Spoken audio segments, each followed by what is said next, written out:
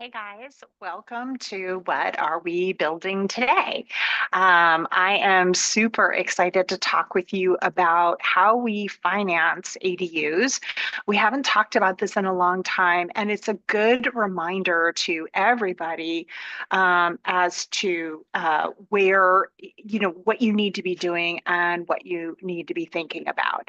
A lot of people assume that ADUs are financed separately from the property, but in fact, they're financed as part of the real estate because they are part of the real estate. The term ADU stands for accessory dwelling unit, meaning accessory to the mother house or the mother, properties or whatever. So it's important to understand that. And today we're going to go through presentation I haven't done in a while, but that is just that much more critical to understand it. The ADUs, one of the two things, let me go back. There are two things you need to do before you get started on ADUs. The first one is feasibility. What can I build on my property? And the second is financing. What can I afford to build? And I say that, I'll say it again. That's because 75% of ADUs that get permits never actually get built. And that's because people will spend all this money on designs and permits and say, oh, I'll work on the loan later, only to find out that they don't qualify for the loan. And the number one challenge we have on these loans is your debt to income ratio. It's not credit score, it's not reserves and assets, it's do you have the ability to repay? And that is based predominantly on your debt to income ratio, meaning your monthly debt payments, including this new loan, can't be more than your monthly income. So let's go through. First of all, I want to talk about tiny homes versus ADUs. A tiny home and an ADU can look exactly the same. It can be literally the same unit. Some units are actually interchangeable, and that's wonderful. I see them really as low as 100,000, but the quality ones are about 150,000. But what's interesting is that tiny homes are not financed as part of the real estate. They are financed as secured to the unit, kind of like an RV. So I want you, just like RV loans and car loans, the term of the loan is like 8 to 15 years and maybe 20 at best, compared to a real estate loan, which is 30 years. So the monthly payments are double and even triple. Additionally, the rates are much, much higher. Why? Because the asset can be driven away. Also, and therefore stealable. The other thing about tiny homes is when you drive them off the lot, when you drive a car off the lot, does the car appreciate or depreciate? Well, we know that RVs depreciate just by driving them off the lot brand new, depreciate $30,000. So if you were to turn around and sell that RV the next day, you would not be getting the same price that you paid for it. Same thing is true with unattached mobile homes, which are in mobile home parks, and also tiny homes on wheels. That same unit, when you attach it to a permanent foundation, is we call it permanently affixed, that ADU becomes another type of housing unit. And as you know, housing, generally speaking, always appreciates over time. It is the cheapest rates on the face of the planet. And so, as you can see, and a tiny home that costs almost 50% of an ADU has a higher monthly payment because the rates are higher, the terms are smaller. It's just not, banks just don't like those loans. So that's why it's important that the ADUs be considered part of the real estate. There's a number of reasons why you want to get pre-approved on the loan first. We talked about the importance of knowing what you can build. But you need to understand that the mortgage guidelines significantly differ than the real estate guidelines. And even with my construction and renovation loans, which we specialize in, I can't always build 100% of the cost of construction. I am limited by appraisals, which are often lower. And so we need to look at that strategically. Also, part of my goal is to demonstrate the optimal return on investment. A lot of people think that to maximize the rental income on a property, you got to build a great big 3-bedroom house. And what you're going to find is actually that optimizes the number of kids running around in your backyard, beating up your brand new house. If you're renting it, we often find that 3 1-bedrooms is the optimal rental income. But if you're going to sell it off, and yes, that is a new thing, that building the 3-bedroom is the optimal, but it all depends on your particular neighborhood. So, um, what you need to know is that the state of California now drives these rules, not so much the local permit offices. So they created statewide guidelines that allow for up to 4 total units on a property. And this is a variety of constructs. It can be an internal conversion in the primary house, meaning you take a great big house and split it in two, plus an attached junior ADU and a detached ADU, or you can do a primary house, an SB9 unit, which is a true second house, and so on and so forth. But 4 units is generally what you're seeing. In practice, yes, people build the back units, but oftentimes they will split up an internal and do an internal conversion, as we call them. So, for example, if this is, a formal living room and dining room, the kind you only use at Christmas and high holidays, that can be turned into a great little 2-bedroom unit, just split off from the house. And then this would be a junior ADU and a detached ADU. So every property is a little bit different on how you want to optimize your return on investment. Now, mortgage guidelines are very different. They currently only allow 1 ADU, but as of April 1, 2026, they will allow multiple ADUs up to 4 units, but only for Fannie Mae, not Freddie Mac, not FHA. Right. FHA, VA only allowed for attached ADUs, not detached. Okay. And then we cannot factor in, unless the appraiser says so, the gross living area, the ADU square footage into the overall gross living area, which is why you sometimes see ADUs appraised at a $0 value. Dumb as bricks, but yeah, I see it happen all the time. We're the only bank I'm aware of that has trained appraisers that give a full value on our ADUs. They have to look at they can now look at duplexes, they can now look at single family houses plus an ADU, but they do have to have comparable sales. They also have to do now a rental income, a market assessment on that. And so the income approach to the appraisal and of course the construction cost approach. I usually see the cost of construction is what we end up with because there's a lot of confusion in the marketplace. Now, what does an ADU cost? I am the largest ADU lender in the state. I see bids across my desk all day long. And I just need to tell you, they are all the same. It is the cost of labor and the cost of construction plus about a 15% GC markup. So you shouldn't see too many variations, maybe within 15,000. The attached ADUs are typically 100,000 to 120,000. I'm seeing a little higher on the 120,000 side.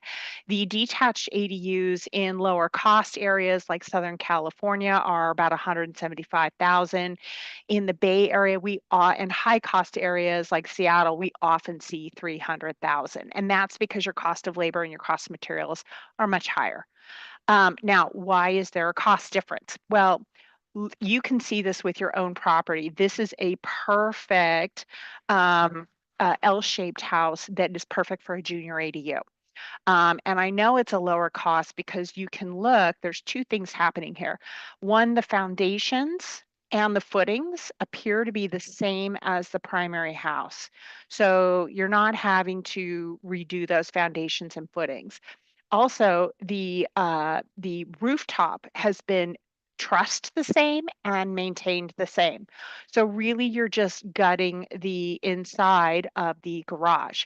Now, pro tip, you're not going to put a door right here, right? Because then it's really awkward running into your tenants every day in the morning and evening. Smart ADU professionals will put the door here, or even better, facing over here with maybe a little front entry garden. That's going to create the privacy that you're going to enjoy, your tenant's going to enjoy, and you can command higher rental income. Super important. Now, compare this to a detached ADU, and this is pretty classic. I can tell right now that this is maybe a 4-inch foundation with no footings on the side, and no reinforced rebar, which is probably why there's lots of cracks in that footing. So these, right off the bat, I can tell you the foundation either needs to be fully reinforced with footings added, which costs about $20,000, or and by the way, it needs to have a lip around the side typically, to keep water, above the drywall and stuff. Or it's got to be totally demoed, also worth about $20,000. So either way. Now, and you can look, the roof and the roof trussing, that's not a housing code trussing thing. So probably normally I would say this is going to be totally turned down, demolished and rebuilt. Except that I picked this picture for a very good reason. Notice how this is up against the side fence here, which means it's probably against the property line. So this would probably be mostly torn down except that wall, because if you remove the wall, you have to move the whole thing into current modern setbacks, which is 4 foot. But if you keep a portion of it, you can maintain grandfather in the current setbacks and keep it where it's at. That's a big difference, and another important reason why you want to work with ADU pros. I actually have seen an incident where the homeowner hired a new home builder. They didn't realize, they ignored the architect's explicit directions not to tear down that sidewall. They did. The city came out, inspected it, and said, guess what? You've got to redo everything and move everything in by 4 feet, which costs them 6 months and considerable extra money.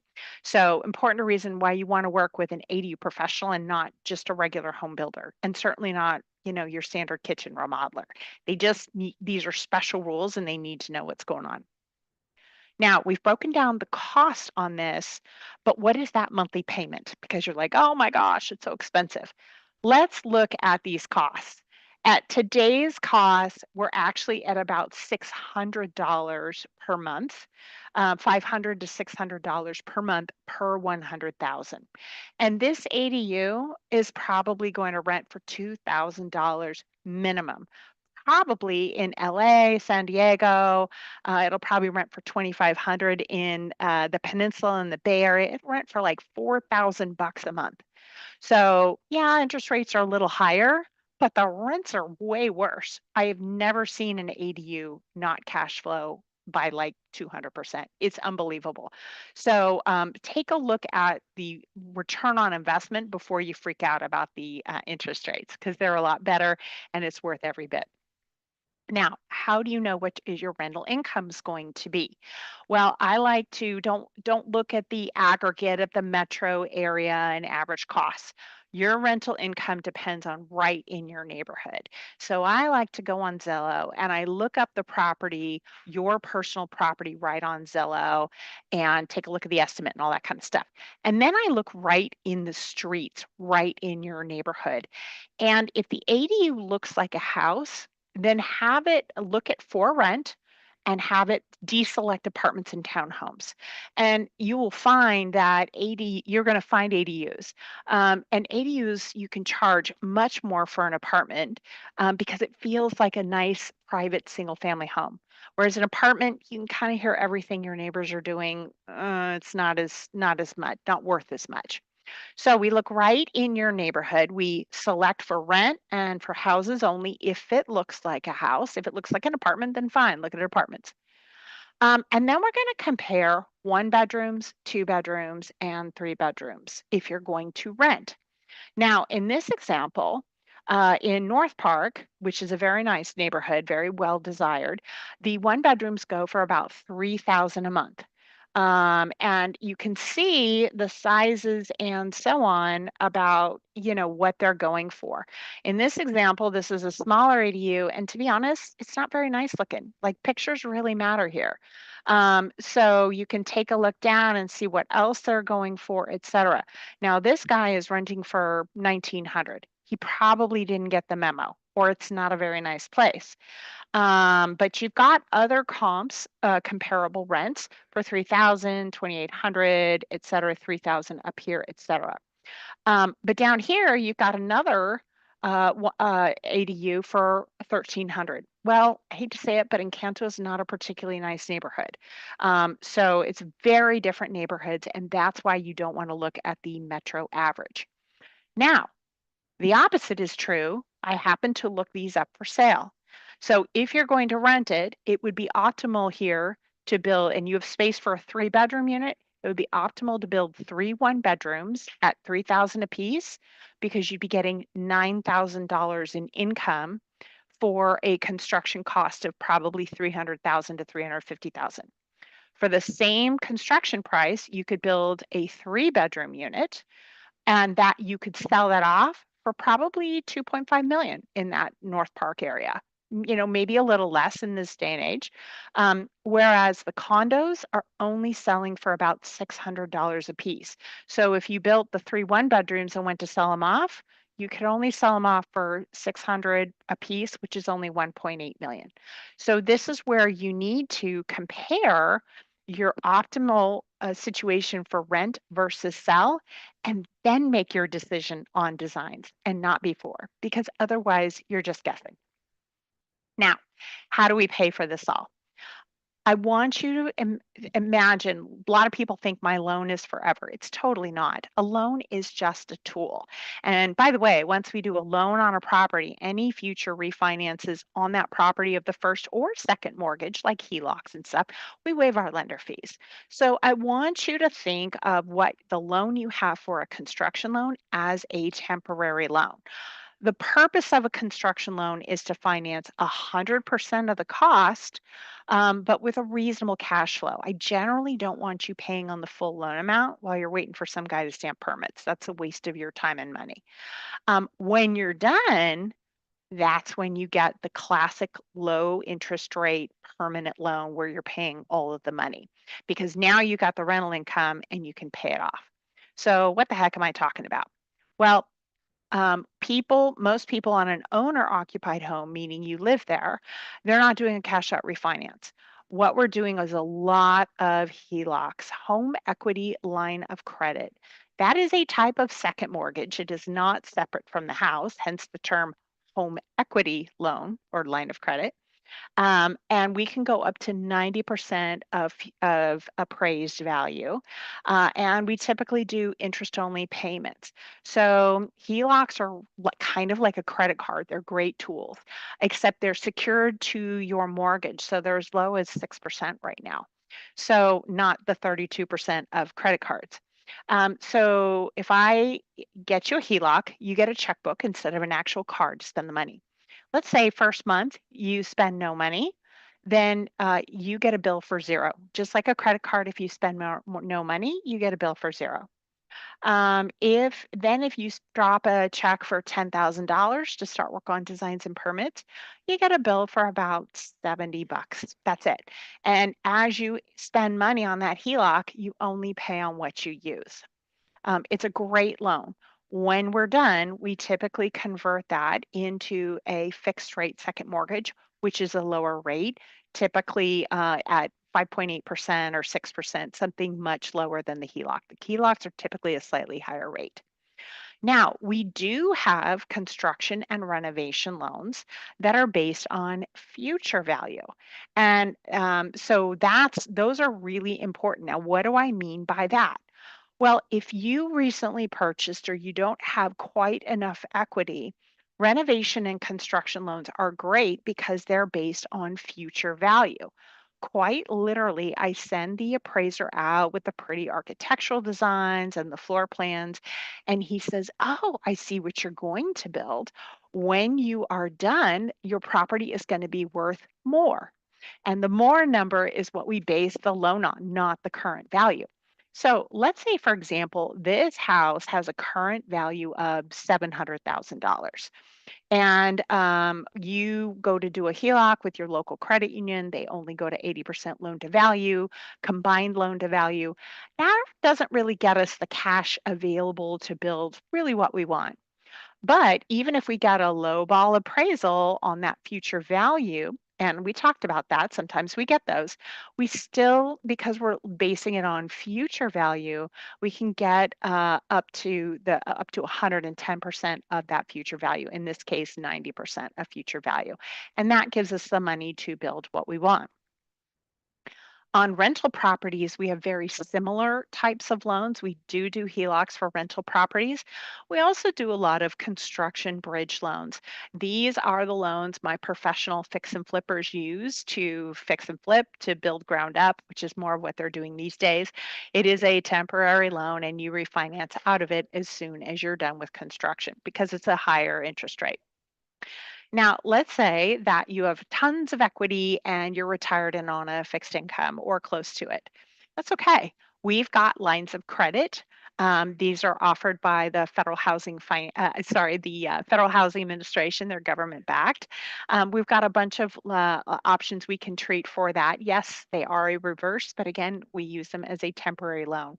If you take a look at the math, that's where you make the decision. The great part is math doesn't lie. It either makes sense and pencils out or it doesn't. But you need to have all the options. We also have bank statement HELOCs, DSCR HELOCs, no income HELOCs. We've got all kinds of loans, more than 400 actually, to accommodate almost any borrower. So that's the kind of creative financing based on different ways of calculating income that can make sense. So all of construction, what's unique in construction, and this is very collaborative and simultaneous. We don't ever push you to do a loan because you're not ready until you're ready. I mean, there's a lot of working parts here, but here's a general timeline. I don't care what the contractors say. Typically, you do loan pre-approval first. If there are ADU grants available, and we're happy to help with that, we're very involved. We get that done upfront, and then you start designs.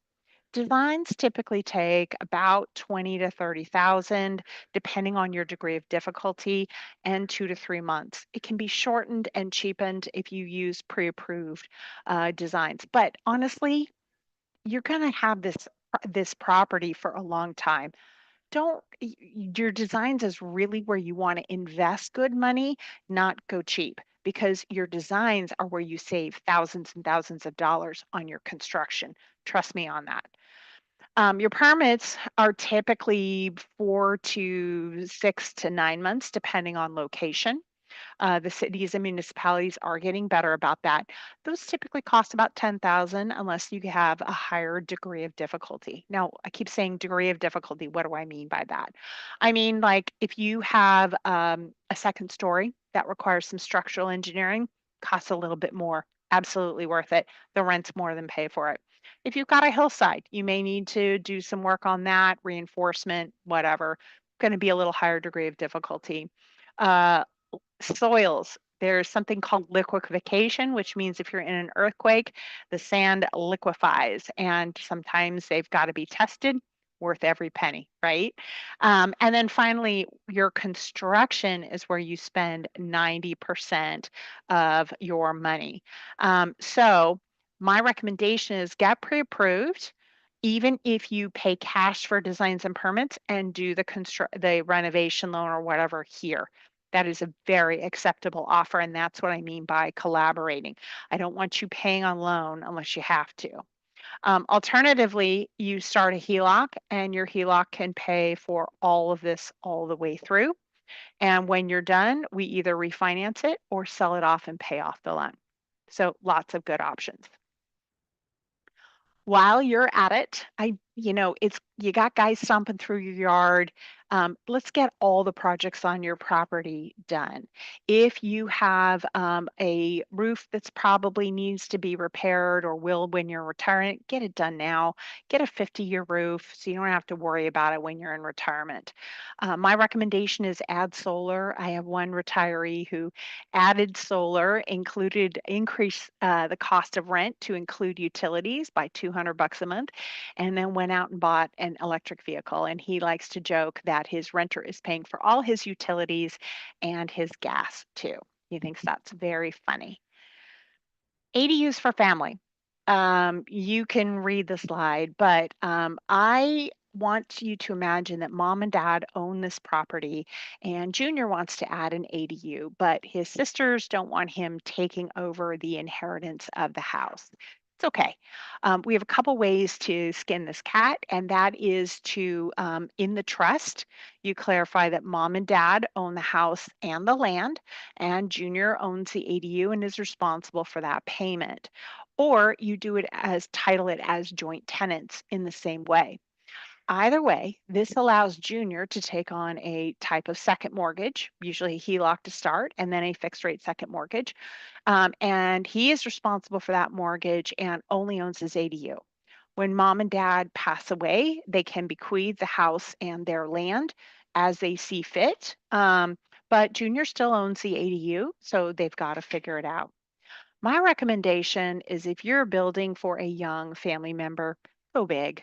Go big. Always think 20 years in advance.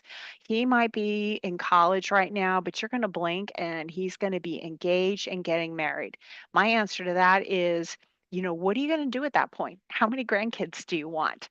Because you got to think one room per grandkid typically, right? So maybe at that point you move into the ADU and he moves into the primary house. Or in my case, I'm building two ADUs, one for each of my kids, or a two-bedroom for me ADU, or sort of junior ADU, and then an ADU for one of my kids, and then the other kid takes over the front house. So that's the kind of thing where I get to live with my kids and ultimately my grandkids, and take care of them while they take care of me as I age in place. That is a long-term strategic plan for multiple generations above. Property taxes. Property taxes are not reassessed in California. That's a big issue with Prop 13. The ADU is actually the cost of the ADU is tacked on to and assessed at the current rate. I usually see for a small ADU, I usually see about $100. You can call the tax assessor and ask, and there's also ways to fight a bad reassessment. So that's something you might want to talk with them in advance. It also depends on what the contractor submits. When they submit for permits, they're required to estimate what it's going to cost. So you want to be strategic, shall we say, in that estimate. Homeowners insurance should not also double. It should only cost about $20 a month extra. Again, the homeowners insurance covers the entire parcel. The ADU should not be separate. If your insurance agent is asking it to be separate and have a whole new policy, I can get you a better insurance agent. The only time your ADU would have a different insurance policy is if it's sold off as a condo. California has had grants and they are available right now locally. The ADU grant from CalHFA is currently not available, but we'll keep you posted on that. That's part of our service to you. My big warning is be the black hole of lending is a half-built construction projects. Banks don't like it because they don't know what's happened. They don't know if it's been built to code. And if that happens, and you need more money from your house, we're looking at a refinance of your primary mortgage at double-digit interest rates. Nobody wants to do that, trust me, especially not the bank. The number one way this happens is when my clients go for the lowball bids. They go cheap. Like I said, construction budgets are typically the same. These guys aren't getting magic sources of free labor and they're all going to the same places for materials. So it's not like, they're getting some massive discount somehow. Um, but typically, if you're seeing a bid that is 15 or thousand or more lower than your other bids, beware, because that's somebody who really doesn't know what they're building, or they are deliberately lowballing your bid in order to get your business. But either way, they're going to come back to you mid-construction and say, "I'm sorry, I didn't include this in the contract. Pay up an extra 25,000, 50,000." And at that point, you're stuck in that refinance unless you have the cash on the side. And that makes me crazy. I just saw that happen. One way to prevent that is I went through my client and we did a web search on that contractor. We looked up their reviews. Sure enough, even though they were licensed as a general contractor, they had 37 reviews on Yelp at a rating of 3.1 stars out of 5 stars, and only for septic. This is a septic contractor. He's never built structural engineering projects. He's never done electrical work, etc. That's why his bid was $120,000 lower than the other bids coming in. So I'm hoping that I saved them heartaches, but they're definitely not going to work with him. That's quite scary. And finally, know your numbers. This won't make sense to you now because every person is different. But these are the types of pro formas that real estate investors do and that I do for my clients. And numbers don't lie. So the math either works or it doesn't, and you need to be able to compare those. You can get your own pro forma and discussion simply by booking a calendar event with us. And we can talk through those numbers before you do any loan applications, et cetera. And we can work through to make sure you're optimizing your return on investment on your ADUs, whether you're building them for rent or for family or on an investment property and expanding your investments. So that's all I have to say today. I think it was worth a good review of how ADUs are built. This is very similar to how room additions are built. If you're on a primary home on an R1 property and you want to build 3 extra units to make it a fourplex, same deal. There's a lot of loan options for you.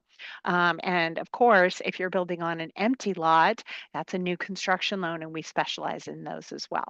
So if you have any questions, schedule time with us and we'll talk it through. Thanks.